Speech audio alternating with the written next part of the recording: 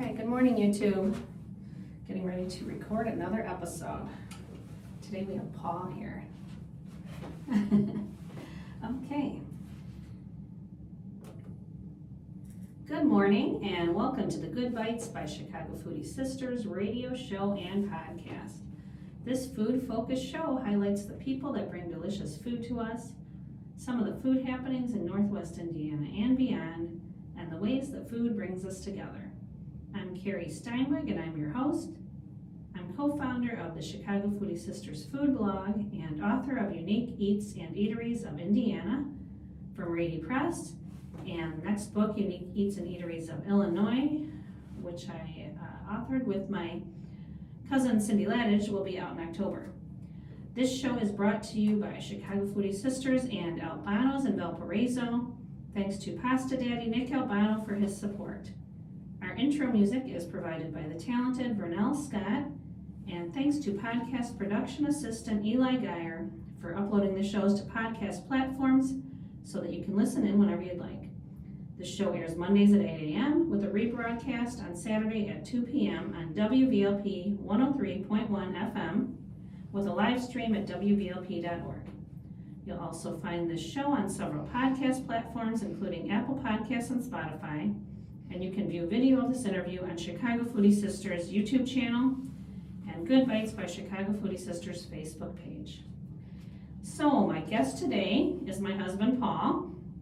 He's a retired firefighter paramedic, my sidekick on the Foodie and Travel Adventures, and he occasionally posts on Chicago Beer Bros page on Instagram. So we're going to talk today about some of our recent Good Bytes and some of Paul's cooking, grilling tips, and some of the things we like to cook at home. So let's start with our recent Good Bytes. That's how I start the show, talking about some of the good things I've been eating recently. And first one I want to mention is to give a shout out to Mike Skaltzis, who cooks on Thursdays at the Burger Burn at the American Legion in Valparaiso. And from 11 till 2 each Thursday, you can go and get a freshly grilled burger with fries or chips, nice dressed burger, and it's $12. So very good deal, best deal in town. It's a good size burger for $12, and it's a delicious burger. Yeah, made with love. Definitely made with love. So shout out to Mike, he does a great job on the grill. And stop by there some Thursday and support the American Legion. Next portion I want to talk about is my trip to Chicago a couple weeks ago with my sisters. We did a weekend in Chicago to see the Ed Sheeran concert, and it was me and my younger twin sisters, Becky and Jenny. And my sister Pam is also visiting from Arizona, so we did some meals together with her and her husband Greg as well. So over the course of the weekend, we had some really delicious places. The first one was Ranam, Japan. That's one of those hibachi places where they cook in front of you. And it was all four of us girls and Greg for that dinner. And it's a place that Pam and Becky and Jenny have been going to for like 2 decades, maybe more. But I had never been there. It was my first visit. So my go-to out here is usually Woo's house. We've done House of Kobe. But it was my first time at Rana, Japan. And they do, I think it's called egg sauce that they put on their, the shrimp, and you can get it put on some of the rice and some of the other meats and stuff, and that's what my sisters really like, so I tried that. I can just imagine how many calories are in it, so I tried to scale down a little bit, but it's very, very good. And that's kind of their... If you don't agree with the calories, then there's no calories in it. Isn't that how that works? Yeah, I'll go with that. The yeah, it's really good. That's kind of their tagline is about the sauce, I can't remember. I don't know, something about their egg sauce. They have a tagline with the sauce. That's their big thing there. But so we had some, I think it was 6 courses, because they do the They start you out with soup, and theirs was, sometimes it's kind of just clear soup and there's really not much in it. This one was kind of loaded with chicken and noodles, yummy soup. Then the salad, I always love ginger dressing. That's one of my favorite parts about going to a Japanese steakhouse is the salad with the ginger dressing. And then we had a shrimp appetizer that we got as well, and then rice, and then our meats, and then ended with some ice cream. So it's always a fun experience. I always love this show, like where they put everything out and then they start it on fire and you get the big flames. And you like those too. A meal with entertainment. Mm-hmm. Yeah, we always have fun going to Woo's house. That's with our boys for our birthday. I always give a choice if they want us to make a special meal for them or go out to eat. And two of our boys always pick Woo's house. That's always the choice. So I always get to go there at least twice a year for Ian's birthday and usually Carter's birthday. So that was a very, very fun experience, very good food. And then our next day, we went to a place in River North for a hot pot experience, which I had never done before. I'm afraid to even try and pronounce it. I don't know how you say the first word. It's Qiao. Any idea how to say that? Not a clue. Yeah, I would not even try. And then the second word is Lin. So it's Qiao, and then the second word is Lin. But it's a hot pot experience in River North. I had never done that before. I've done Korean barbecue before, and everything was good, but I'm kind of the mindset of if I'm going out to dinner, I want them to cook it for me and bring it to me, like perfectly cooked. I'm afraid that I will not do it right. Same with fondue. I'm just like, I don't want to have to work for my food that I'm paying for in a restaurant. I want them to cook it and bring it to me, and I don't want to have to work for it. So the hot pot is where you get a big pot of these broths. They had it split into 3 parts, but it was a great big pot of broth, and there was like a chicken one and like a mushroom broth, and then I think the other one was a vegetable. That was my favorite one. It was like a tom yum broth, something like that, and that was my favorite one. I liked that we put shrimp in it, and I thought that one was a really good combo. So they bring those broths, and then you select what you want to cook in there. So you get these trays that they bring out, like two or three tiers, and they have all your vegetables, noodles, meats, and then you cook it yourself. So I told the girls, I said, if we're going there, you guys are cooking. I'm not doing the cooking. I'm afraid I'll mess it up. I'm like, I don't want to pay that much for this really good food and then mess it up. So I let them cook, and they did a good job. But there were 4 of us. It was all 4 girls. So each of us got a different one so that we could all share and try lots of different stuff. So we did some of the beef where it's real thin sliced beef that goes in and it cooks really quickly. And we did a seafood one with some shrimp and scallop. And crab, I think, was in there. We did a chicken one. I can't remember what the other one was. But we did this hot pot experience. It was yummy. I'm glad I tried it once. I'm kind of, also ramen is kind of not my thing, just because when I'm having it in a bowl with broth, I want like little teeny pieces, and with ramen it's so gigantic. I feel like I need a fork and knife to cut it up, so I feel like I have to take it out of the soup and put it on another plate and cut it. But it's all very good. The flavor's all very good. That was a very fun experience. If you go there, they also have some kind of promotion where if you post about them on social media, you get 20% off. So that was nice. And then they also have a sauce bar, so you can go and get different sauces and spices to add to it. And then they have some other little appetizers. I liked the Chinese French fries. Those were good. What's different about Chinese French fries? They were like the crinkle cut ones, really skinny crinkle cut ones. I think they had a little seasoning on them. They were good, yeah. And then they had some other appetizers, and also a little bar of those cute little Japanese candies individually wrapped with little cats and different stuff on them, with a lot of different flavors. I do like the candies. Mm-hmm. Yeah, so that was a very fun experience. Glad we we tried that. Then later in the day, we decided to get a bite to eat before we went to Soldier Field for the concert, because we knew once we got there, it would be like nachos, hot dogs, that kind of fare. But then we did end up stopping for a burger, which we probably could have gotten at Soldier Field, but that was a much better burger than we would have gotten there, I'm sure. We stopped at Shake Shack on Michigan Avenue in the Chicago Athletic Association building. So you prefer the restaurant cooked burger over the probably more like a fast food burger?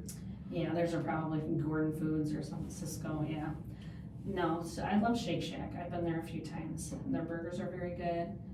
And my sister got a Dubai chocolate shake, which looked so good, and the picture was this dark chocolate. And then when she ordered it, she was so disappointed because it wasn't really chocolate all the way through. It was like they lined the cup with chocolate, and then the shake was vanilla. So it wasn't, there was really no, sorry, gotta sneeze. That's gonna be on your YouTube. I know, sorry. Okay, and maybe I'm not gonna sneeze. Okay. What was I saying? About their chocolate, Their not choc- chocolate shake. Mhm. So it was just lined with chocolate. It was vanilla ice cream, so there was no chocolate really in there. You kind of had to scrape it off the sides, and then it was dusted a little on top of, must have been pistachio. So that was a little bit of a disappointment. My sister was upset. She said it was false advertising because she thought it was gonna be really chocolatey. Unless you wanted the chocolate separate from the rest of it. Yeah. Mm-hmm.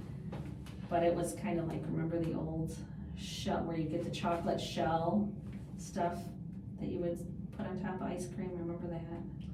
But that's part of the fun. That's what it was, is but it was, the shell. yeah, but it was stuck to the cup, so you couldn't get it off, so it was, you were looking at chocolate, but you couldn't eat the chocolate unless you were like really scraping it. So it's like a chicken wing, you had to work to eat it. Yeah, yeah. But anyway, that was a good meal, we got that. We walked all the way from River North over there, got that, and then we decided we were done walking, so then we Ubered over to Soldier Field from there. And for anyone who has not seen Ed Sheeran in concert, it is such a good show. He's so good live, and I've never been to another concert like that where he's actually a one-man band. And he has this loop station that he controls with foot pedals. So like he'll strum a couple chords on guitar, and it records it, and then it just loops it. It just keeps playing it back, and then he'll like go and do a little bit on a keyboard, and then that loops, and then he'll use his guitar as a drum and like tap on it and record that, and then that's the drum. So he gets all these backing sounds, and then puts it all together, and even some of the vocals, like he'll do vocal stuff, and that loops. So then it's like backup singers. So it's just one person on this stage by himself that does all that. So he's crazy talented. It's a lot of talent to do all that. It is, And yeah. to do it well. Mm-hmm. Yeah, it's an amazing show, and then there were all kinds of fireworks and pyrotechnics, and we had really good seats. We were like row 16, and so yeah, when they were shooting out all the fire off the stage, it got really hot. But great show. I know the front row seats, the very front row, tend to be desirable, but me personally, I'd rather be back a few rows. I think you see a lot more when you have a little bit of more distance between you and the stage. Yeah, yeah, even we were close, but yeah, there were parts where it was hard to see them because you're not on like slope seating where you are in the stadium. We were on the floor, so, and I had a really tall guy in front of me, so it was hard to see some of It the always stuff. happens that way. I know, but that was an amazing show. That was our third time seeing Ed Sheeran in concert. The three girls, we went one year, then the next year we went again, and then when my sister saw the tickets were going on sale, she's like, okay, this has to be our thing. Every time he's in town, we're gonna go see him. So she got tickets for the three of us for Christmas, which was really nice, and then the three of us got to go together. And last time I remember going, when we walked out, we kind of walked into the neighborhood in the South Loop. This time we kind of followed the crowd north. And once you get past Soldier Field, it's just all these lines of those like rickshaws, those electric bike taxis, and they were all over the place. And And we thought about getting in one, but to get back to our hotel, it was $200. We were like, no, we'll walk for a little bit and then we'll find an Uber. And it's meant more for sightseeing than for actually, getting you from place to place. But that was neat to see all that as we came out and it was dark and they were all lit up and all had music playing and that was pretty fun. But Sets a good vibe. yeah, it was really cool. And we just kept walking north because we were just trying to get to a point where we could find where an Uber could get to us easily. But I had never really walked that portion. I didn't realize how much green space there is there. We walked from Soldier Field all the way up to like Columbus and Van Buren or somewhere in that area and then got an Uber. But that was a lovely little walk through there. It's so pretty. There's so much green space along the lake that I have not explored before and I didn't realize that. So that was pretty cool. But great show. Next morning we just chilled in the room and had room service at the Westin and River North, which was very good. Like some roasted potatoes and an omelet. And then the twins parted ways. They left, and then I met up with my older sister Pam and her husband Greg, and we went to Edna Bevix. Now the twins, you're referring to my younger sisters, yeah. And so me and my older sister and her husband met up at Edna Bevix. And that was one of our favorite places to go. Like when we were dating, we'd go downtown and go to Edna Bevix, and their shtick is that they're very rude and kind of Yes, so if you're not familiar with them, yeah. and you think that your waitress or waiter, that they are being rude, Mm-hmm. that's their thing at Edna Bevix. Yeah. Mm-hmm. It's, my understanding is, goes back to like the 1950s when your wait staff tended to be more rude and less friendly. It's kind of a 50s design and 50s vibe. I think it actually opened in the 80s, like 84 was when it actually opened, but it's designed like a 50s diner. Yeah, the era it's from Yeah. is the 50s. And then it closed for a few years because they used to be in a different location. It closed for a few years and reopened in the last couple of years. So I've been wanting to get there, so I was glad to go. And yeah, so it's funny. I mean, you walk in and if you're easily offended, you might not want to go, but it's more fun if you play along. Be prepared to be insulted.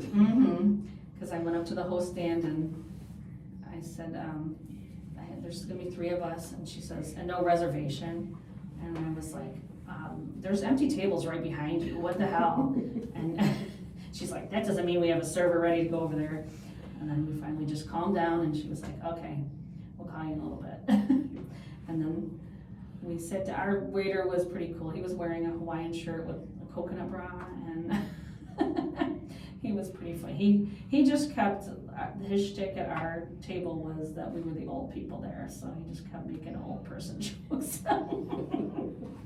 And we were sitting there getting ready to order, and my brother-in-law sitting across from me with this menu, looking at it, and 2 little girls come running up to our table, snatch the menu out of his hand, and run off. And he's just sitting there looking around like, what just happened? And then the waiter comes over and he's like, I'm sorry, I told these little girls I'd give them $1 if they went and took the menu away from the old people. And then the girls come up with a plate and they're like, to make up for it, here's they want to buy you a free trip to the salad bar. And of course there's no salad bar there, so. Then Greg played along. When he went to the bathroom, he took the plate with him and he walked down the aisle and was asking people, where's the salad bar? Where's the salad bar? That was funny. But yeah, we had a good time, and the food there was really good, surprisingly. I mean, you kind of go there for the atmosphere, but the food's really good too. And I didn't realize they were open for breakfast as well as lunch and dinner. So they got skillets. I got a mushroom burger and a avocado Caesar side salad, and it was a very good meal. So very fun time, good eats. And then that was the end of the little Chicago trip, and I came home. But I had such a good time there. Love summer in Chicago. Then last Monday, after recording the show with Sonia Nash from Visit Shipshewana, her and I went and had breakfast over at Birdie's. And just wanted to mention that place because that's local and good breakfast spot. I love the retro vibes there too.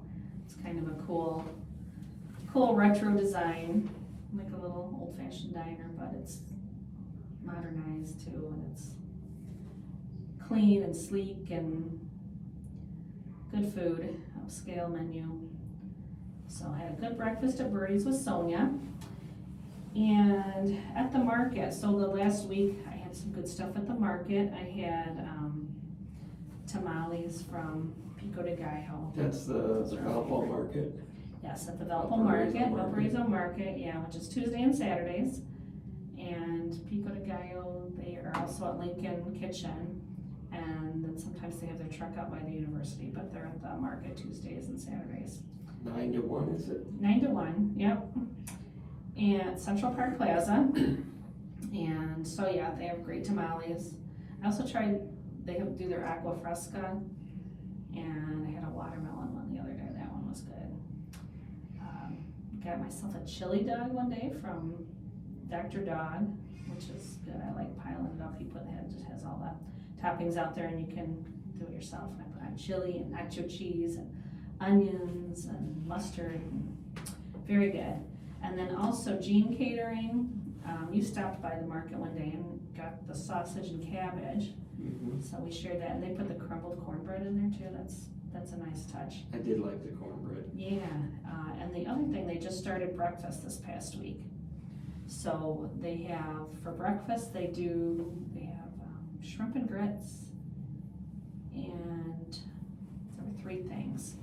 But the one I tried was trash browns, they call it. So it's hash brown that's kind of sauteed with pepper and onion. So it's got a lot of good flavor in there, and then you can add different toppings to it. So I got some eggs and bacon on top. So that's another breakfast option when you're at the market. And then I also went, some friends have a boat on one of the local lakes. So I went with a group of friends to do that, and we were celebrating the birthday of Oksana, who I've mentioned on the show before because she's a baker, a very good baker. And She does make some good cookies. she does, yeah. You can look her up. You can do orders from her now. She has a Facebook page, Oksana Bakes, it's called. But she's from Russia, and she likes to do European treats. But she does so many good things. I love her baklava. She does these orange cardamom cookies.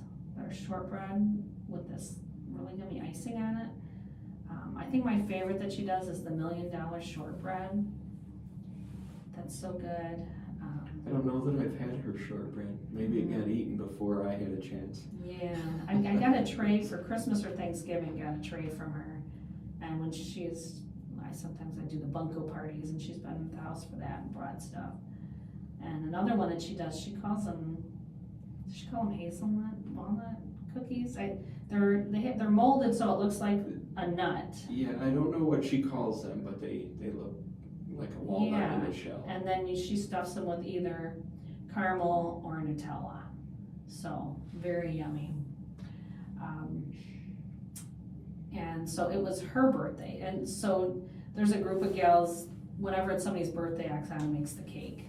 But she also makes her own cake on her birthday because she knows if anybody else makes it for her, they're gonna make a box cake, and that's just unacceptable to her. Well, I was gonna say it seems like she shouldn't make her own cake, but I think she recognizes that other cakes are not gonna measure up to hers, which I will agree with, that I don't know anybody that can make a cake like her. And not only do her cakes taste delicious, but they look awesome. Oh, yeah, She decorates them. presentations, yeah.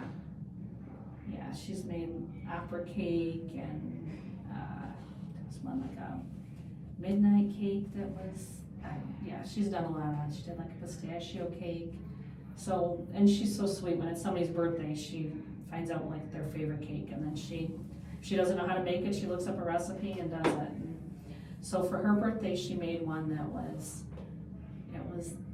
7 layers of cake. It was kind of like a yellow cake, I think, or a white cake. It was, but then she had each of those 7 layers in between had a layer of frosting, and it was just this really good Not real sweet, but it was so good. Kind of reminded me of like Desserts by Julia. It has their Italian buttercream. That's not as sweet and has to be refrigerated. This tasted similar. And then it had raspberries on top and so good. All her cakes are so good. So happy birthday, Oksana. She had a birthday this week, delicious cake. And look up Oksana Bakes on Facebook and you can place a special order with her. She's also been at the concerts at Aberdeen, so look for her if you go to one of those concerts there like every other Wednesday night, I believe, at Aberdeen. And if you go to the concert, you can find her with a table of her treats too. So definitely recommend trying those. Very, very yummy. Okay, and then this, you and I went together yesterday. Had a very fun time back in Chicago. These are my sister's last few days here before she heads back to Arizona. So Paul and I went and met my sister Pam and her husband Greg at Cindy's Rooftop on Michigan Avenue. And that's in the same building where Shake Shack is on the lower floor. Mm-hmm. Cindy's Rooftop is on the 13th floor of the Chicago Athletic Association building on Michigan. And I've been hearing for years that it's best rooftop in Chicago, the best view in Chicago, and it's very, very hard to get a reservation there. So you can go to Open Table to make a reservation, but they only open the reservations up like 2 weeks out, so you can't reserve anything any sooner than that. And as soon as the reservations open up for a certain day, people are snapping them up. They fill up very quick. Yeah, and everybody likes to be there in the evenings, dinner time, so watch the sunset over the lake. Yeah, and so my sister and I took a look, and for a day we were interested in, and we're like, they have a few reservations, but it was, your choices were either 1:15 in the afternoon or 9:30 at night, and everything in between was already filled. So we decided to do a lunch date, and we went there, and as soon as we got off the elevator, I was like, okay, now I see why everybody's been bragging about this place, because you could see it's all windows on this side. It's a rooftop, but it's not open rooftop. It's enclosed. It's all glass. So yesterday was a pretty hot day in Chicago, so I was happy that it was enclosed. They do also have, I guess you would call it a balcony that you can step out on. Yeah. And it's a very large balcony, so it's not crowded. I don't think they could do seating out there if they wanted, but it was empty. I don't think they serve food out there. There were no tables, but yeah, you can step out there at any time and take your photos overlooking the lake. I didn't realize till we got there, it overlooks the bean. Yeah, that's what's good. That's why it's such a great view, because you look out and you've got everything from like Randolph, you can see the buildings in the distance past there, but you see the bean on your left, and then you've got all of Millennium Park, Grant Park, and you can see all the way down to the museum campus. Now, what I liked about it, with it being on the 13th floor, as opposed to say the 120th or something of a skyscraper, I felt closer to the view, closer to the beam, and that to me just made it more spectacular. Mm-hmm. It wasn't too high up in the air overlooking it. Yeah, well, and you go to like the Willis, I always call it, it's still the Sears Tower. You go to that observation deck, and so many people are scared to even go out on, they have the ledge, the glass boxes that you can go out on, which a lot of people are scared of. But if you go out there, it is a beautiful view. You can see very far, but everything, is so small looking down. You can't see stuff. It's a whole different detail. View than it is from. And the weather can be so yes. affect that so dramatically. I mean, I've been clouds or fog. I've been days where I've been up there where it was so foggy you couldn't even see out the windows. And that's why I liked being on the 13th floor at Cindy's, because I'm sure it could be foggy, but it's not gonna. Yeah, didn't have to deal with any of that. Mm-hmm. But still a spectacular view. Yeah, and I just realized that so many buildings don't have a 13th floor. No. But that one does. It's known to be what? Some hospitals don't have a third floor. Oh, yeah, that's right. Yeah. Or a number 3 room, and emergency room. Yeah. I happen to the know these little 13th. things. Yeah. Yeah, those hotels sometimes skip the 13th floor. Mhm. So that's interesting. There's a whole movie about the 13th floor. Is there? And it's not a family movie either. No, I haven't seen that. Okay. So what was your impression of Cindy's rooftop? I enjoyed it. The food was good. Mm-hmm. And the view just added to everything. The service was good. The wait staff was good. I had an adult beverage, and that surprised me. That was really good. I don't know exactly how to describe the flavors in it. I tend to not get the fruity drinks, and this was sort of a fruity drink, and I really enjoyed it. It was gin with pomegranate juice and a Yes, couple other things, there was lime a couple other and things in there. yeah, that was tasty. It was very really pretty. good. Yes, a little bit on the sweet side. I'm not big on the sweet drinks. Yeah. But other than that, very good drink. And I had one called the Cha-Cha Chicago, and it was blue. It had like blueberry syrup in there with. And you had the umbrella on top of it. Yeah, I had a pretty umbrella. Yeah, I didn't it had get the coconut umbrella. cream in it. That was a good one. Yeah. But as far as the menu, so for lunch, it's not a huge menu. I think they had 4 or 5 appetizer options. I think 4 salads, and then 5 entrees. So it wasn't gigantic, and it's lighter fare for lunch, but nice options. Greg got a smash burger, which looked really good. And we always kind of share, so I tried a little bit of Pam's. She got a beet salad. I love beet salad, especially golden beets, and this was a combo of golden beets. The golden beets I can eat. Red beets I cannot eat. Yeah. They don't agree with me. That was so good. And then she added chicken. You could add proteins to it. And then I got, at first I was like, Caesar salad. That's such a common thing. But they made theirs with the gem lettuce. And I love anytime there's a salad made with gem lettuce. So when I saw that, I was like, okay, I'm gonna get this Caesar salad. And then I added grilled shrimp to it. And these were gigantic shrimp. That was so good.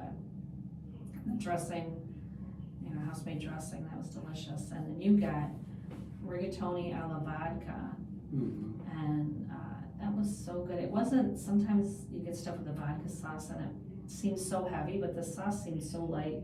They added lemon to it as well, and I love anything lemony, so it was a vodka sauce with some lemon added in and some fresh herbs, and that was delicious. So very, very good, good menu, amazing views.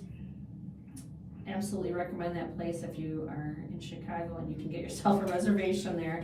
I've heard of some people where they walk up and have been able to get in without too much of a wait, or been able to go in and sit at the bar. So even if you don't have a reservation, you can check it out and see if you can get in there. After our lunch at Cindy's Rooftop, Taste of Chicago kicked off, and we were right across the street, so we took a walk over there. Didn't realize till we started walking how warm it was, How hot it was, and how large the event was. Yeah, because I was like, it's really right across the street, Grant Park, but you had to walk all the way down and we went through the front gate to get in. And so there was a lot of walking just to get to the row of restaurants. I remember going several times many years ago, and it was a huge event, and it took place over like 12, 13 days, over 4th of July. It's scaled back a lot now. I think they quit doing it for a year. They had it split into locations, I think, when they brought it back. So now it's Grant Park, where it was, but it's just a fraction of what it used to be. Yeah, definitely not as large as it used to be, but it's still a good size. It is, yeah. More than enough variety, food-wise. And they did have a whole row of food trucks. That was nice. I mean, back in the day, they didn't have that. Food trucks weren't a thing like they are now. So they had a lot of food trucks added in there, and we tried the Happy Lobster food truck. Pam was wanting to get a lobster roll while she was here at a place, and so we tried that. And we also tried their lobster rangoon. So it was a very good lobster roll. They have a couple trucks, so if you ever see their truck out and about, give them a try. It was delicious. And I wish one thing though, cause it's all along Columbus, it would have been nice if they, I don't know. I mean, this is just my brain thinking, why don't they put some of them back in the shade along, there's all these walkways, but I'm sure there's all kinds of reasons logistically that they don't do it. There's probably running power and messing up the grass and blocking walkways and stuff, but, so you are like out in the direct sun the whole time, so we didn't stay very long, cause it was very steamy. Yeah, and, Not a lot of shade. I don't sweat, I melt. Yeah. So Yeah. I tried to find the areas of shade. Greg and I kinda found the shade every time we walk a block and then find some shade to go cool off for a bit. And then at one point I actually took my bottle of water and soaked my shirt with water. It was so hot, yeah. So, yeah, and since we had just eaten lunch, we weren't really hungry. We just kind of walked through to see what they had, and we did get, Pam has never tried rainbow cone before, which originated in the Beverly area of Chicago, and of course we have it here in Valparaiso now because they partnered with Bona Beef, so they're in the Bona Beef location. So we have one right here in Valpo now, but Pam had never had a rainbow cone. So we stopped and did a sample size of that and tried rainbow cone, which I love. That's those 5 different flavors of ice cream. The chocolate, strawberry, Palmer House vanilla, pistachio, and orange sherbet. Yeah, all of those together, which sounds like the strangest combination. It doesn't sound like it goes together, but it works. So that's what we tried to taste of Chicago, and then we took a little walk over to Maggie Daly Park because To see the ship. yeah, well, It was all about the ship. I think there is a ship connected to it, but there's a bridge, a drawbridge, a wooden one, and it's actually by a company from Germany, which your relatives in Germany own that company, and they built that, yeah. So it was your great aunt started the company in the 60s. I don't know how to say it correctly. It's Sprogatze Richter, I believe. I am not good at pronouncing things. So they the Richter part I'm confident with. Yeah. So the that rest of it not so much. Yeah, so that family has been making playground equipment since the 60s and using wood from the Bavarian forest, and it's just grown over the years, and they've done playgrounds all over the world. All over the world, They've got yeah. one like in Dubai, I think, Japan, the Princess Diana Memorial Park and Garden, and I think London, they did a playground part for that. There's one called the Gathering Place in Tulsa, is it? And I think when that opened, it was like the largest playground in the world. But I was gonna say part of that that they're was- known for doing very large. yeah, they do playgrounds. large scale and it's wooden stuff, so. Very interactive for the kids, and they do some nice things for the adults too. So that the adults won't just simply be bored watching the kids play or whatever. Very interactive. Yeah, like they added the, what do they call that, like the telephone thing where it's a pipe and you talk in on one end and way on the other side of the park, somebody hears it on the other side. The old ship communication where it's literally just a pipe and you speak into one end and the person on the other And I think that's meant for the hears kids, but it. you had fun playing with that. Well, I was a kid when I was playing with it, so Yeah, it counts. so it was nice to be able to It walk counts as over, fun for yeah, the kids. that's been there a long time and you hadn't seen that. And in fact, your relatives who have the company that built that drawbridge part in Maggie Daly Park, they've come to the US for doing work on it, and we've met them for dinner and still haven't gotten over there and seen it. So it was nice to finally check out their craftsmanship and their work, and it's such a nice addition to the city of Chicago. It is, it definitely is. Mm-hmm. Well worth the stop. Yeah, for sure. Yeah. Okay, so that pretty much wraps up the Good Bites. That took a long time. We've been eating a lot of good stuff. But I want to talk about 4th of July. We also had some good stuff on 4th of July. Well, for us, it was the 5th of July. Yeah. We celebrated on the 5th.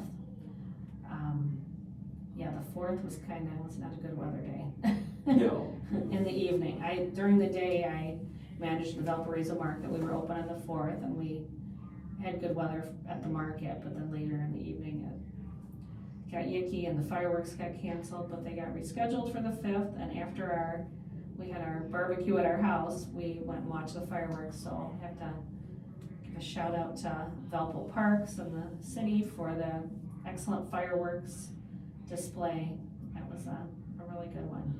And the weather was, the rain was kind of crazy because it would pop up over Valparaiso and dissipate before it went anywhere else. Yeah, you always watch the radar, so. I enjoy watching the radar. Yes, so you always pull up the radar and show me, look at this, look, it's coming this way, or it's right here, oh, it missed us. And sometimes the radar, the weather actually creates shapes, like the one time it looked like a shark. Yeah, that's fun. The worst part of it, the yellow and red was in the shape of a shark. Looked like the shark's mouth was open with a fin sticking out. It totally looked like a shark. I warned everybody in the house that the shark was coming. Yeah, so that was a great fireworks display. And we actually, just to kind of beat the traffic and stuff, we left a few minutes early, so we didn't see the finale, but it felt like the whole thing was a finale. It was pretty impressive, yes. It was. It wasn't just like one, blast of color and then wait a few seconds and then another. It was just nonstop, so it was really, really good. So I think they amped it up a little this year for the 250th birthday of the United States. So that was very entertaining. That was nice to see. So 4th of July we had family over, and my friend came too. She made an amazing pasta salad. Shout out Krista for her. A lot of pasta. Yes, we're still eating pasta salad. That's so good.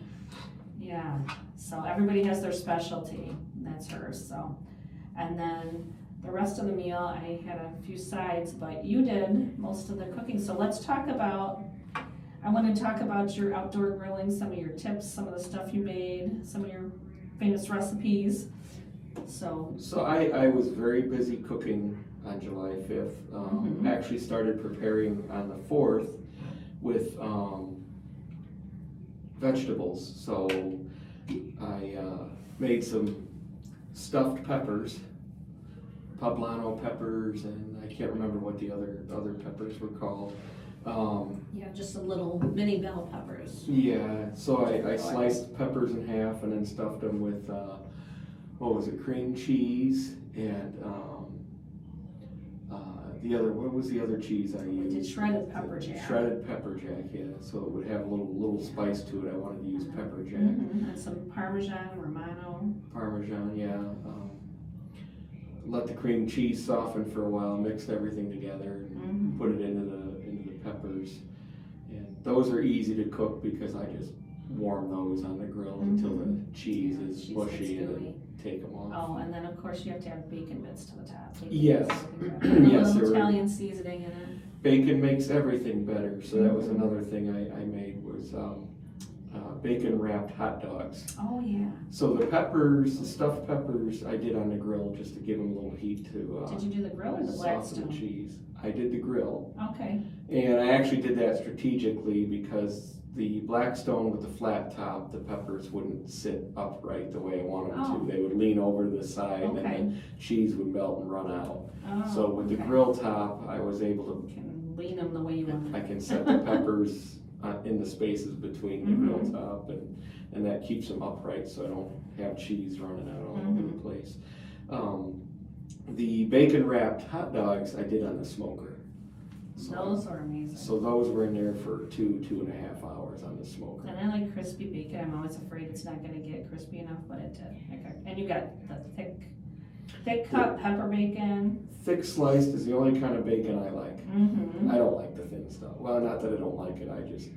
The thick sliced is more bacon, and more bacon makes everything better. Yeah, you're appalled when I make microwave bacon, the real thin microwave bacon. You call it fakin'. Yes, bacon, definitely, yes. And I'm more of the, dare I say, the mushy bacon. You like yours crispy. I like mine a little more chewy. Oh, do you? I like it crispy, crunchy. Yeah, I'll eat it crunchy, but that's not my first choice. And those were the good jumbo franks too, the beef franks that you wrapped. So. I did use the Blackstone for the marinated chicken breast. So when I marinate the chicken breast, they were very thick, so I filleted them. I cut them in half, but fillet style. Marinated them overnight, and I just put them in a Ziploc bag and dumped the marinade right in there. And you like the Lowry's garlic and herb, right? Yes, Lowry's garlic and herb is my favorite. Chicken's really good at absorbing the flavors. So I let that sit in the fridge overnight, but every time I got up to do something, I'd go to the fridge and I would tease the bag a little bit to make sure that all the sauce, the marinade was covering everything and getting an opportunity to soak in. So yeah, that turned out really well. So I had the smoker, the grill top, and the Blackstone at one point. All three of them were going, and I discovered that's a lot of effort to keep an eye on. Not so much the smoker. The smoker's pretty low maintenance, but to have three of them going, I was pretty busy keeping an eye on everything and remembering, okay, this has been going for 5 minutes. I got to go flip it, and at some point I sort of lost track, but it didn't cause any noticeable harm, so that was a good thing. I also did, what was it, top round? Is that what it was called? I made one in the smoker, and I also did one in the grill top. Yeah, very nicely seasoned. Was that Howard's So seasoning? Howard's steak seasoning is my favorite. They're out of Munster, Howard and Sons. Yes, Howard and Sons out of Munster. Their seasoning is my favorite, but I do want to mention out of Shipshewana, for those that don't know, because I recently learned that Shipshi is short for Shipshewana. There is a grilling store in Shipshi that I stop at, and they have a very good seasoning also for steak, for beef. I'm pretty heavy on the seasoning.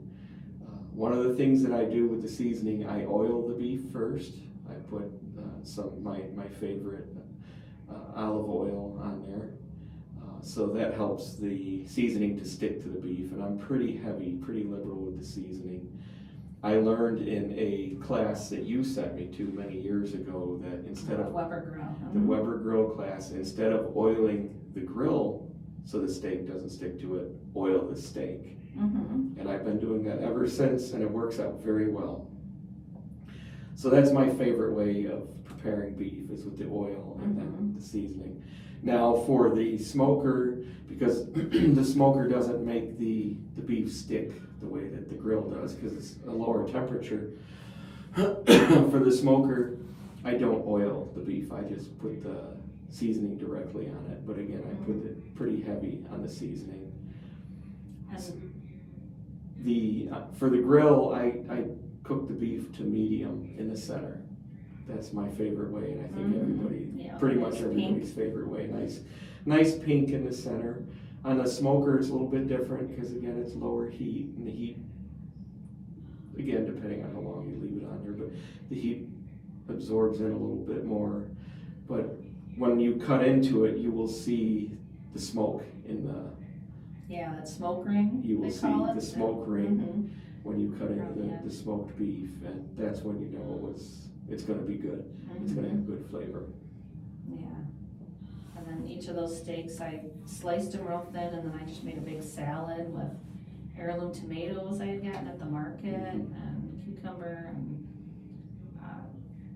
had the sliced steak to add on top, and that was good. Everybody liked the steak salad, so you did a great job on all that. It's delicious. Yes, beef is a big deal in our house. I'm very proud of my beef, and I take it very, very seriously. What else? I feel like there was more that we. You made some brats. Yes, that's right, beer brats. Those I did on the grill. I like the way that brats cook on the grill. Oh, the hamburgers. Oh yeah. I can't forget the hamburgers because I added the green bell peppers and also white onion. Did you use the candy onion that we got at the market for that? I can't remember. Did I use the candy onion for the burgers? Because I also made salsa. Oh, okay. I might have put the candy onion in the salsa. Maybe. I can't remember what I did. Candy onions are really good. I never had heard of them until I started managing the market, and a couple vendors have those. And it's kind of like a medallion, but even better because it's got that sweetness. Yeah, and again, with sweet things, I'm not a huge fan, so that wouldn't be my first choice, but it's still very good onion. Yeah, but those Very good. burgers, so you started using, it's a Pampered Chef chopper. Yes, so I used to just use a knife and dice up the onion and green pepper for the burgers, but using the Pampered Chef, it dices the vegetables much smaller, which seems to really allow the flavors to flow from the vegetables. So I've been doing that for the hamburgers, and we take the ground beef and add the vegetables and mix it all in by hand, but on top of that we mix in steak seasoning into the hamburger. It takes a little more effort to do that because you're mixing it by hand. That's Carter mixed it all. I chopped the vegetables and he did mix the burgers and also Carter's our middle son, he likes to. Yes, he's very proud of his burgers. He shaped the burgers into patties for me. We did that the day before so that on the day of, all I had to do was just grill them. I knew it was gonna be too much preparation to try to do it all in the morning and then cook all afternoon. So that may have helped, letting them set overnight in the refrigerator. That may have helped to let the flavors of the vegetables flow into the beef. But those hamburgers, they come out absolutely delicious. And They are so good, yeah. it's a little extra effort to mix everything in by hand, to chop the veggies, but it's well worth the effort. And that's the second time we made hamburgers with using the Pampered Chef to chop everything up real fine for the veggies. And they're just so flavorful, and everybody says how delicious they are. Yeah, and you did some big ones, but then also sliders, which that was nice, because sometimes you want, oh, I want to try some chicken and I want to try a burger, and then you can do a little slider. That was Carter's suggestion, was to make some small little bite-sized sliders, which we did, and that was a good idea, and that was awesome too, because when we do all that cooking, a lot of times it's too much food.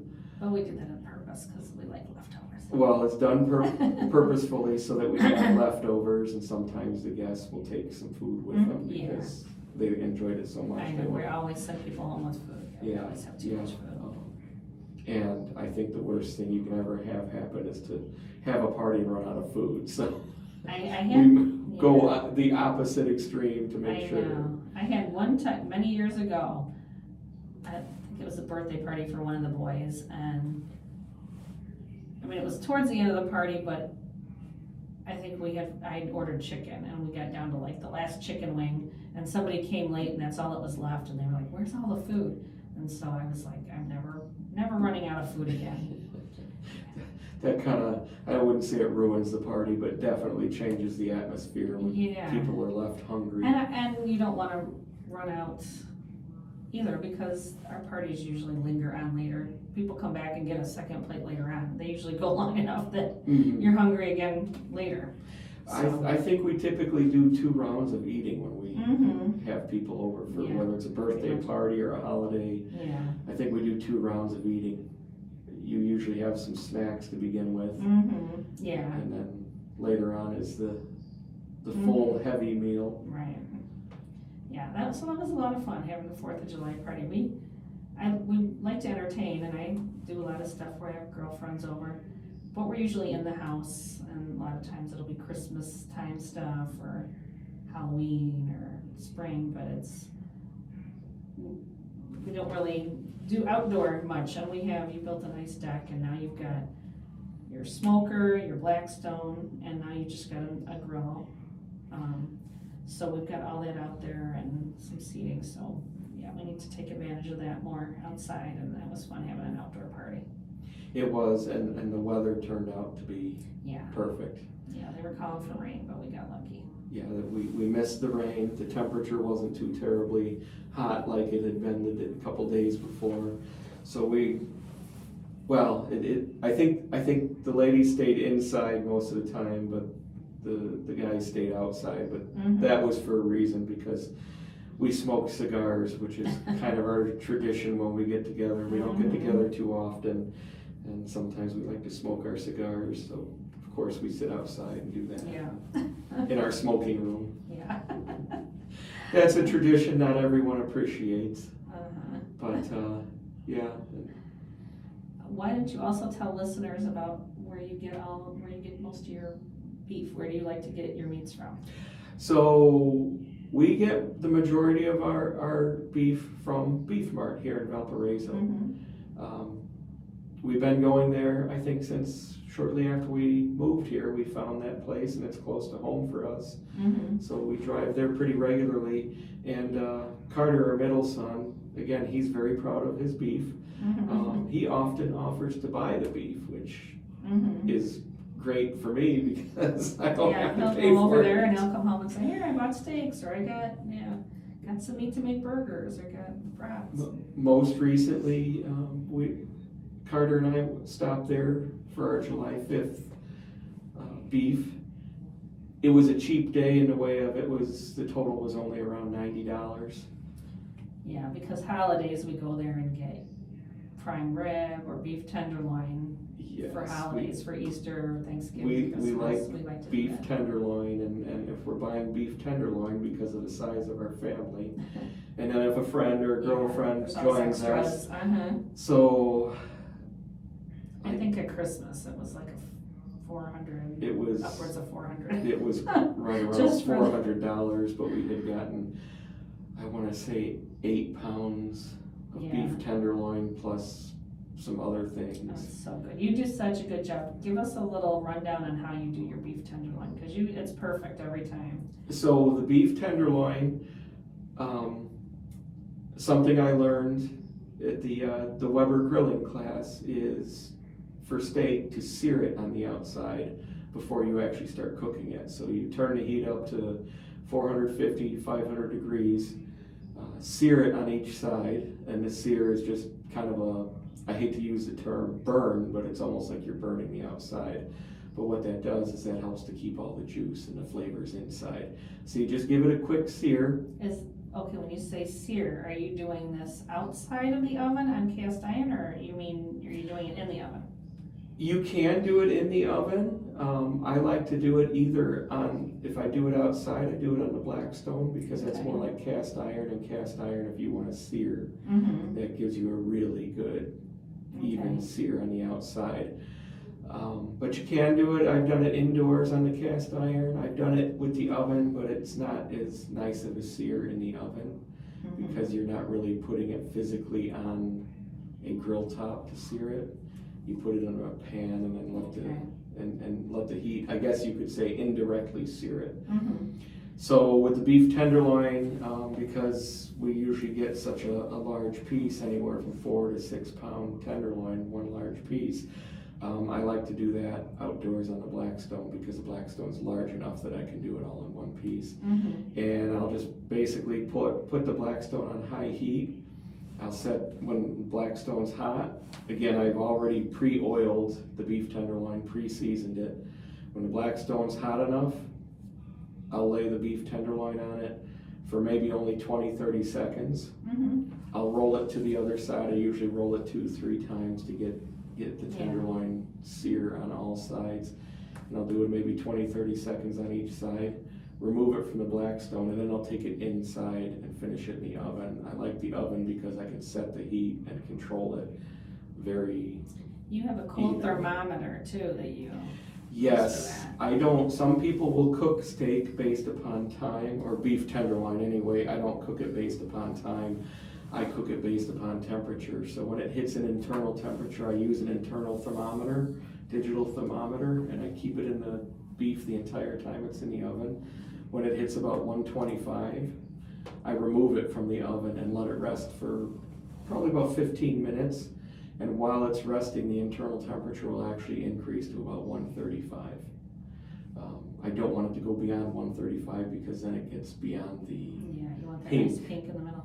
And I take it off at 125, let it rest, and it usually comes out perfect and juicy. And it's juicy because when you let it rest, it lets the juices flow back into the beef the heat of cooking kind of pushes the juices to the outside of the beef. So when you let it rest before cutting into it, it lets those juices back into the beef, and it's phenomenal. And I will brag on that, it's yeah, phenomenal. it's amazing. And then you also do a horseradish sauce sometimes Yes. with, we like to use St. Elmo's horseradish, and then I think just mayo and sour cream, and you mix them together. Mix them together, it's all fresh. That's yeah, perfect delicious. with it. Well, I cannot believe we're about out of time. There was more I wanted to chat about, so we'll have to do this again sometime. I can go on about beef all day. Yeah. All right. Well, thank you for being here, honey. It was nice to have you on the show. And Fun to be here. yeah, so this show broadcasts on Mondays at 8 and rebroadcasts on Saturdays at 2 on WVLP 103.1 FM, live streams on WVLP.org, and then you can listen later on Apple Podcasts and Spotify and find video on our YouTube channel. Also follow Chicago Foodie Sisters on Facebook, Instagram, TikTok, and Threads. We're celebrating our 15th anniversary of the blog this year. Follow us at chicagofoodiesisters.com, and everybody have a delicious day.